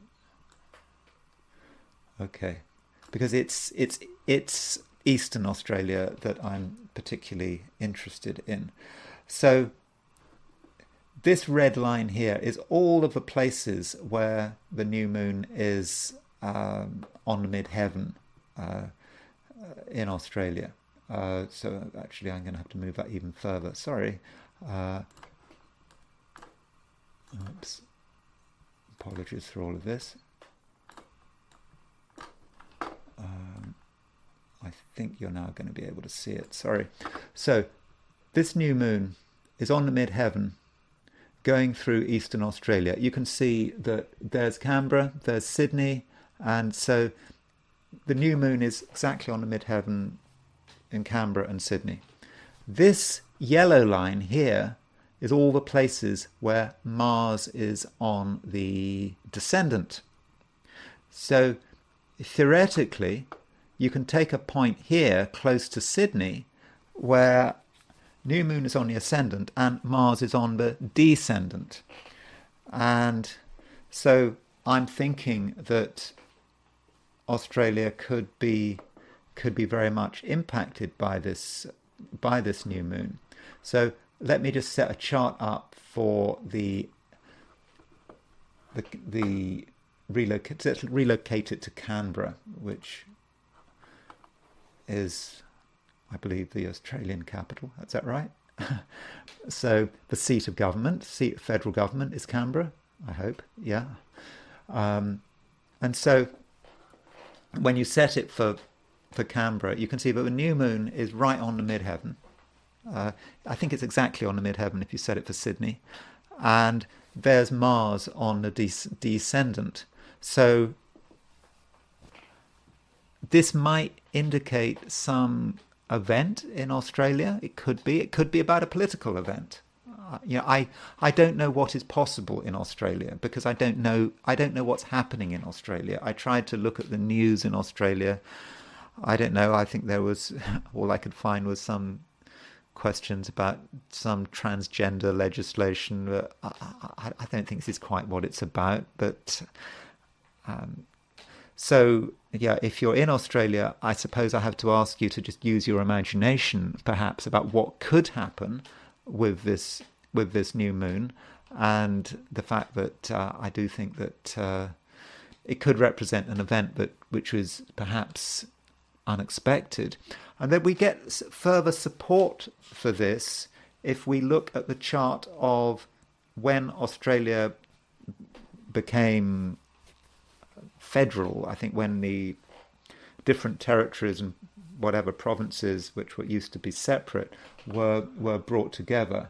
And I got this time of January the 1st, 1901 at 1:35, and I set it for Sydney. And so the thing about this chart is that, firstly, by the way, I should point out that Pluto, when it goes into Capricorn, is squaring federal Australia's ascendant, assuming that time is right. But we've got Mars. Mars is at 11:40 Virgo. So this new moon is on Australia's Mars. And so that might indicate that something is going to happen. We get a sense of Mars again, because remember in the relocated new moon we had Mars on a descendant in Canberra, and so that might suggest an event, unrest, perhaps something violent. Just remember, probably nothing's going to happen anyway. But I'm just pointing out the astrology of the thing. Just because I point out a dramatic chart for a new moon, yeah, it might seem great, but doesn't mean anything will happen. Remember how I was looking at that new moon, that full moon square Uranus on August the 19th at the beginning of a Democratic Party convention, and we were all getting very excited about it, but in fact nothing happened. So this doesn't mean that anything will happen, but I do feel I need to point it out. So it hits federal Australia's Mars, and then you've got the Australian Prime Minister, Anthony Albanese, and don't have a time of birth for Anthony Albanese. But Anthony Albanese, he is born, well, different. In fact, he was born exactly 6 months after Keir Starmer. I don't know what the relationship between Keir Starmer and Anthony Albanese is. Of course, the Australian Labour Party doesn't have a U in it, does it? And I think that is because they got the name from America. It's not... In Australia, I think you spell Labour with a U, but you call your Labour Party Labor, and I think the reason you drop the U is because you got the name from an American Labour Party. At least that's my understanding of it. Correct me if I'm wrong. And so Anthony Albanese has Sun at 1046 Pisces, and he has Pluto at 1053 Virgo. So he's got Sun opposition Pluto. Remember, Keir Starmer has Sun conjunct Pluto, and so the new moon is on his Pluto, and it is opposition his Sun. So new moon certainly hits Anthony Albanese. Is this going to be about him trying to assert his power? That is possible, but it's just interesting the way the new moon seems to... It hits Albanese, it hits the federal Australia chart, and yes, in terms of astrocartography, at the time of a new moon is on the midheaven in Canberra and Sydney, and it's on the descendant as well. So it seems there is evidence that something is going to happen in Australia, but at least in theory. Okay, that's all I'm going to say for today. I hope you found that of some interest. If you like this video, I'd be very grateful if you were to indicate that you liked it. If you are not subscribed, I'd be super grateful if you were to subscribe. And if you want to buy me a coffee, there is a link in the description. So thank you very much for watching, and I will talk to you again tomorrow.